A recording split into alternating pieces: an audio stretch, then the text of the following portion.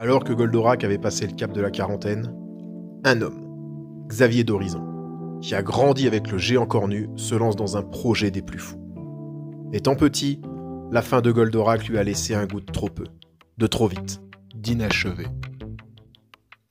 Cet enfant devenu scénariste s'est mis en tête de réaliser une nouvelle fin à la série de son enfance. Pour mener à bien son projet, il s'entoure des meilleurs, de la fine fleur de la BD française. Pas moins de 3 dessinateurs ont été recrutés. Denis Bajram, Alexis Santenac, Brice Cossu. Un coloriste a aussi rejoint la bande, Johan Guillot. À eux 5, ils se sont infligés un lourd destin.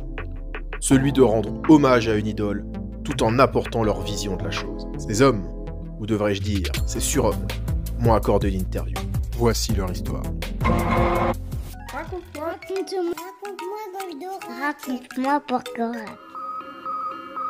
Professeur, je reçois un message de mon petit-fils sur le scope radar. Très bien, je vais l'observer sur le capteur galaxique.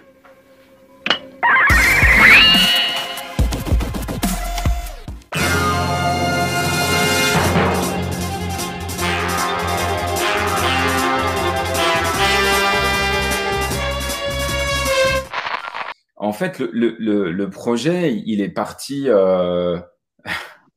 d'un moment d'enthousiasme partagé.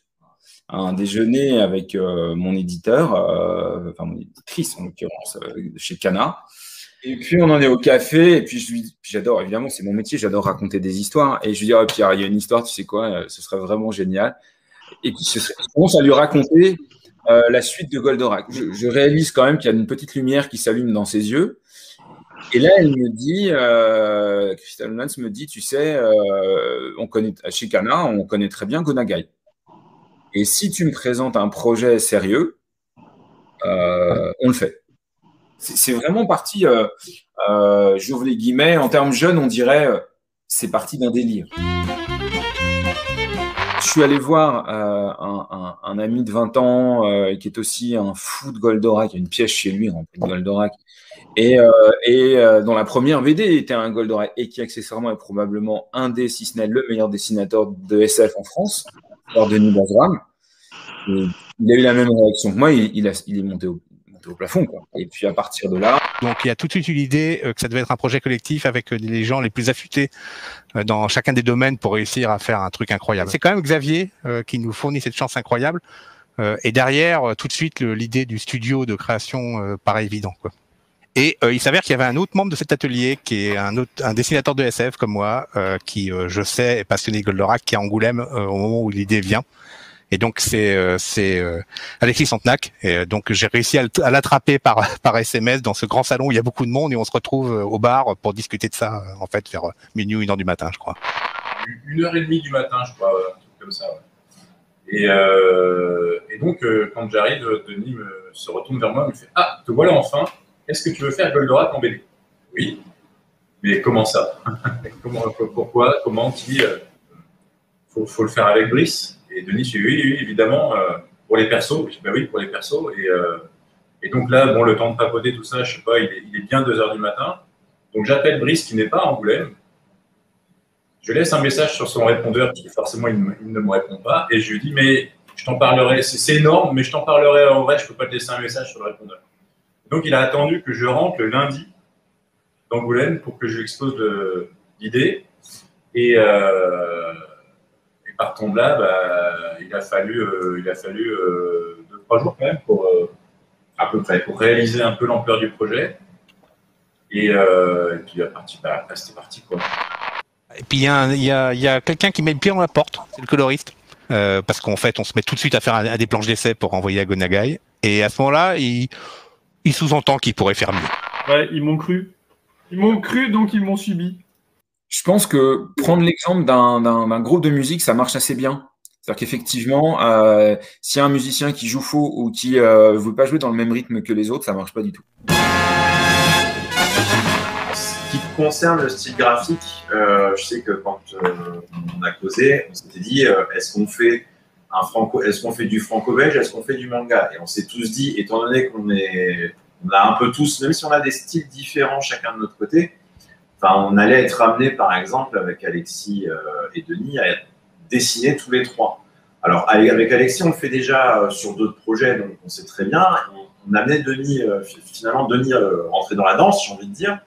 Mais finalement, avec le recul, malgré nos styles différents, on a les mêmes références. On a vraiment complètement mélangé le style graphique. Donc, j'aime à dire qu'on a fait un trait chacun, mais c'est presque ça, parce que, par exemple, sur un visage, tu vas avoir Alexis qui va faire l'œil droit et il va dire « Ah, j'arrive pas à faire l'œil gauche, donc je vais m'en charger ». Et après, Denis récupère le truc, il dit « Ah ouais, alors attends, du coup, le pif, il faudra plus se faire comme ça, ou la bouche va plus se faire comme ça ». Et concrètement, c'est comme ça que ça s'est passé.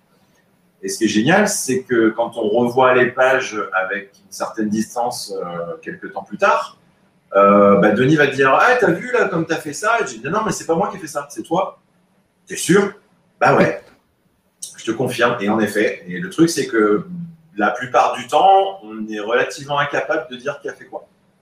En plus, avec la couleur de Yoann qui est venue par-dessus et qui a vraiment unifié le tout. Pour la couleur, en fait, donc il a fallu trouver le moyen de respecter de garder tout ce que pouvait nous apporter la série, de l'adapter pour que ça devienne une couleur de BD, c'est-à-dire que on n'ait pas du rouge, du bleu qui nous saute à la tronche tout le temps. Et qu'en plus ça serve la narration et qu'on lui donne un côté réaliste tout en restant pop. Enfin, c'est tout un tas de petits ajustements subtils. Ils ont réalisé ça en faisant un mélange assez unique qui est en soi une patte d'auteur, d'une croisée des chemins manga, comics franco-belge. Et ça c'est l'auteur unique composé des trois auteurs dessinateurs. Le point d'orgue, en fait, c'est là où tu te dis qu'une BD est réussie, puisque finalement, BD, film, le point commun, c'est la narration. Et si la narration est fluide, dans un film, c'est assez facile. Ce sont des images qui bougent.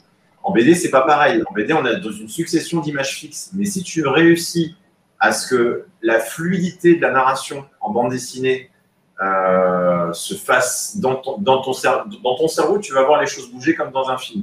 Et c'est là où finalement tu te dis que tu as réussi l'exercice de bande dessinée, c'est que les gens voient ça se dérouler comme un film, et en effet, ils peuvent se dire « Ouais, ils ont dû s'inspirer d'un film ». Non, c'est simplement qu'ils ont réussi leur narration de bande dessinée. Notre métier, le métier qu'on apprend quand on fait de la bande dessinée, c'est à faire de la bande dessinée justement. Si on arrive au même impact que le cinéma, avec des moyens qui sont quand même très limité par rapport à ceux du cinéma. Oui, hein. Ouais. Rien que la musique, on met une ambiance de musique, tout de suite il y a des émotions qui se passent. Hein. C'est d'une puissance le cinéma en termes de moyens. Notre but c'est d'arriver à ce que les gens ressentent exactement, en effet, la même chose, la même force que de ce qu'ils pourraient avoir sur un grand film. Si on a réussi, tant mieux. Voilà, on est content. Il n'y a pas de grosse différence dans le sens où les trajectoires des personnages sont celles qu'on avait prévues, les arches sont celles qu'on avait prévues, les grands mouvements sont ceux qu'on avait prévus, le ton très important, le ton et le rythme sont ceux qu'on avait prévus.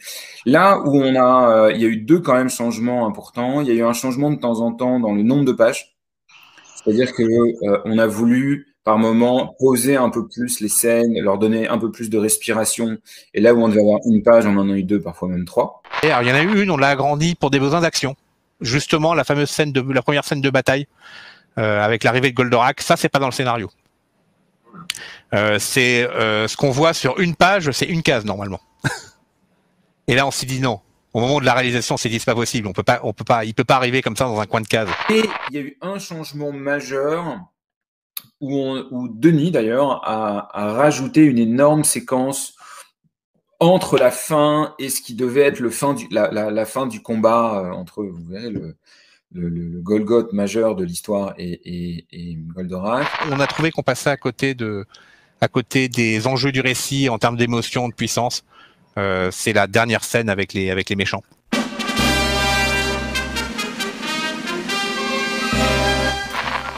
Le plus difficile, en fait, à faire évoluer, c'est Actarus, en fait.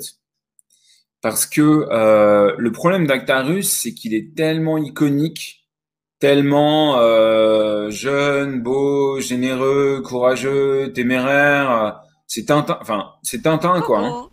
Et en fait, les personnages sans défaut, c'est les plus durs à gérer. C'est soit l'amener et le forcer à faire des choix particulièrement difficiles. Ça, Actarius, il avait l'habitude. Mais ça, c'est pas le faire évoluer. C'est juste le faire souffrir, ce qui est très important de faire souffrir le personnage. Mais ça suffit pas. Et donc, pour le faire évoluer un personnage, ça veut dire en fait le faire changer dans ses convictions. Et ça, c'était pas évident sur Actarius. Et on a pu le faire à travers deux aspects, qui sont liés à la violence. C'est-à-dire qu'en fait, Actarius avait la conviction que pendant des années, il était bien sûr obligé d'employer une forme de violence et que cette violence ne l'a pas atteint au plus profond de son âme. Or, c'est faux.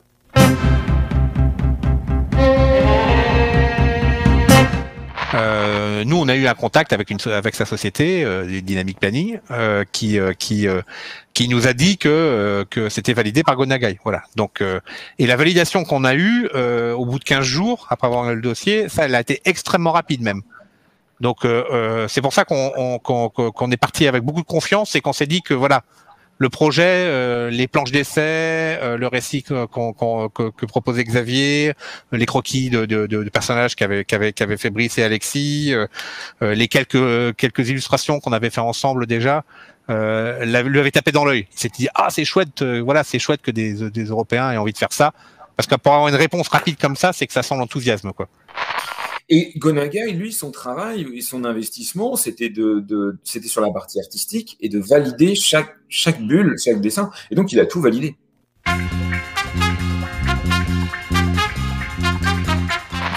Alors, on a jamais pensé à une suite. Et on a même, dès le départ, tenu à être très clair avec l'éditeur que c'était un one-shot, une seule histoire, parce que on voulait surtout pas se laisser embarquer dans l'idée qu'on allait ressusciter une licence, un machin truc chouette. Non, c'est notre Goldorak, notre hommage. C'est un énorme coup de cœur, un énorme investissement, et ça devait s'arrêter là. Parce qu'après, c'est toujours pareil. À un moment, en tant qu'auteur, je sais pas, si tu vends 2 millions de bouquins, à un moment, tu te dis peut-être que j'en fais un, mais ça me ferait plaisir parce que ça légitimerait un peu tout le travail qu'on a fourni, de se dire les gens veulent encore. Donc je me dis pourquoi pas comme ça, mais en même temps, moi je ferme jamais les portes personnellement, mais à l'heure actuelle j'ai beaucoup de mal à me dire d'en faire un autre. Si ça va être le cas, ça sera pas tout de suite. Alors, par contre, faisons autre chose. Mais ça, il faut jamais dire jamais. Mais nous on a conçu cette aventure comme un one-shot, comme une fois. Je pense qu'on a mis tellement de choses dedans, tellement de temps, tellement de ce qu'on voulait en faire, donc que, a priori, je dirais non. A priori, il n'y aura pas, en tout cas, nous, on n'en fera pas. C'est notre vision de Goldorak, voilà, on l'a donné. Entre nous, on n'a pas pu s'empêcher de penser à plein d'idées pour éventuellement faire autre chose, mais ça n'a pas été pensé comme ça.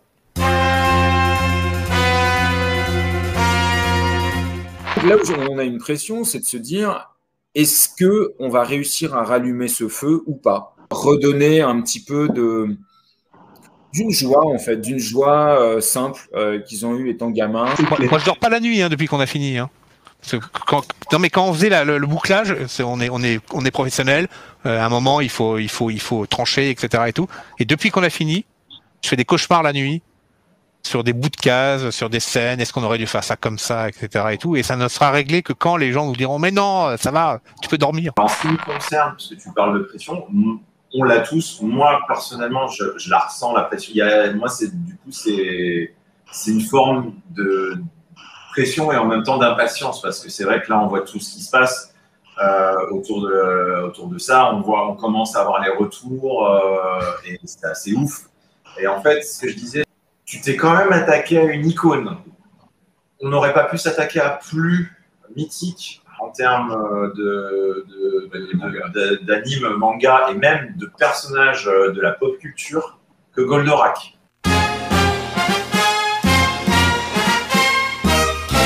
Alors, dès le départ, on sait que y a alors Goldorak, c'est pas un succès international, c'est même pas un énorme succès au Japon.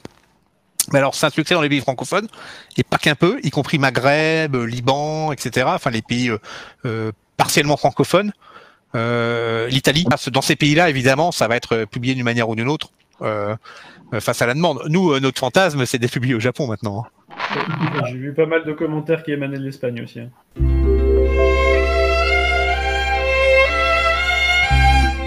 Ça, pareil, on peut pas répondre à l'heure actuelle. Hein. C'est pas quelque chose qui nous appartient à nous. Nous, on l'a pensé comme une bande dessinée. Voilà. Après, si adaptation il doit y avoir, ça viendra pas de nous, mais nous, on est open. D'un point de vue purement technique, rien ne s'y oppose. Si donc de Gonagai à nous, tout le monde est OK, il n'y a pas de raison que ça puisse pas se faire.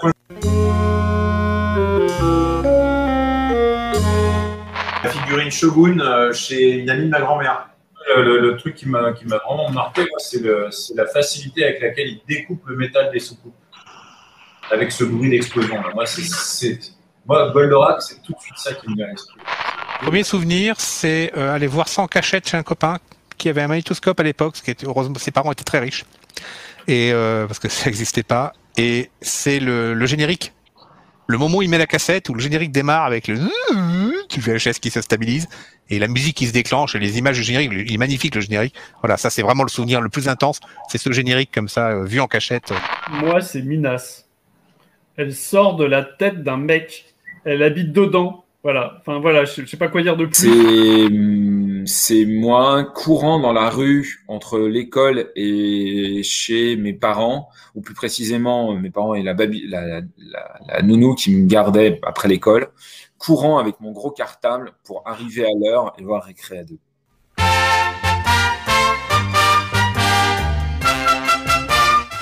Phénicia pour moi. Quand elle débarque dans l'histoire, elle réapporte un truc, une énergie incroyable. J'adore ce personnage. Rigel. Mais il y a un personnage que j'adorais qui intéressait personne, qui était Oro. Donc j'adore Procyon. Et quand j'étais plus jeune et ado, j'étais amoureux comme beaucoup de Phénicia.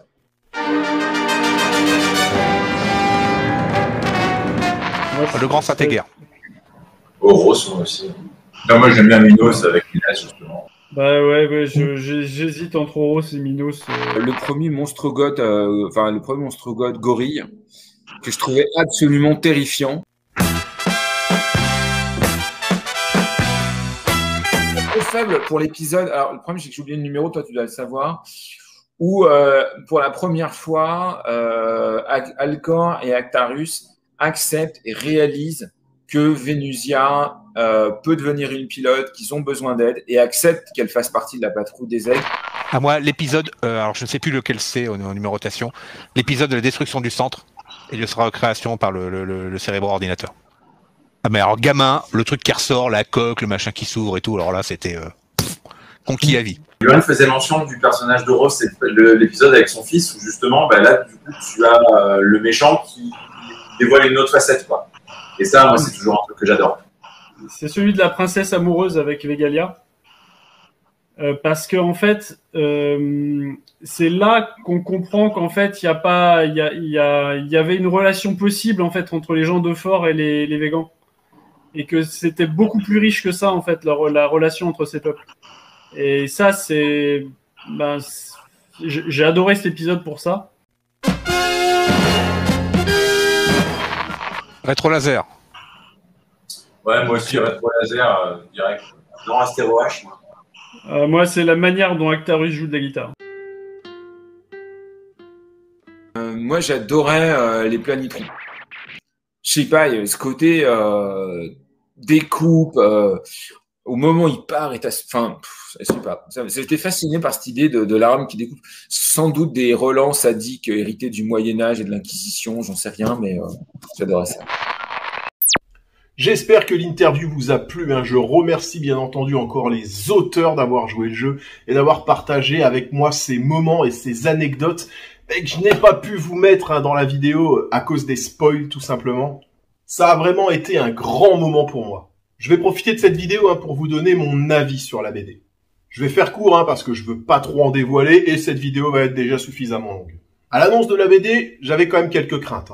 Celle d'un récit fait de fanservice, sans réelle envie de surprendre, sans saveur. Un truc fait de tout convenu, j'ai envie de dire. Hein. Un méchant se pointe, on appelle Actarus sur Euphor, il descend, il dézingue, et point barre. Ça, c'est vraiment ce que je ne voulais pas. Car ça aurait fait genre, allez hop, c'est bon, c'est un nouvel épisode de Goldorak, au final, on va vendre des BD et on est tranquille. Heureusement, le scénario est beaucoup plus profond que ça, même adulte, et rempli d'énormément de rebondissements et d'émotions. Pour les graphismes, c'est simple. Je me suis rendu compte à la fin de ma première lecture, en fait, que j'y avais pas prêté attention. Pas qu'il soit mauvais, au contraire, hein, ce mélange de styles est absolument magnifique. De plus, vous verrez, hein, mais le fait qu'on soit plongé dans l'action quasiment dès la première page, en fait, on est conditionné par le récit et la narration, comme ils l'ont très bien dit, et en fait, tout s'enchaîne limpidement, j'ai envie de dire, et c'est juste du bonheur. L'histoire, ok, les graphismes sont réussis aussi, le contrat est rempli. Il y a même un moment, alors je vais juste vous dire le mot photo. Voilà, dans la BD, quand vous verrez ce passage avec la photo, moi c'est un moment, mon petit cœur de petit enfant là, il a explosé. Tout simplement, c'est un moment qui est absolument magique et magnifique, et j'ai même qualifié Xavier d'Horizon de génie à ce moment-là précis de l'album. Une œuvre quasi parfaite. Quasi, car il y a à l'intérieur un défaut. Une petite erreur. Alors, ça ne joue pas sur le récit, ça ne joue pas sur le déroulement de l'histoire, mais voilà, j'ai quand même, moi, noté une petite chose dans la BD, voilà, qui n'est pas bonne. Mais en même temps, comparément à l'œuvre globale, c'est vraiment absolument rien du tout. Je ne vous dis pas ce que c'est, hein. Quand vous l'aurez lu, on en parlera, vous me direz en commentaire si vous l'avez remarqué. Sur ce, je vous laisse, hein. J'espère que cette BD vous apportera autant d'émotions qu'elle m'en a apporté à moi. Et n'oubliez pas, Plus d'abonnés, c'est plus de pouvoir. Non, c'est pas plus de pouvoir, c'est plus d'impact.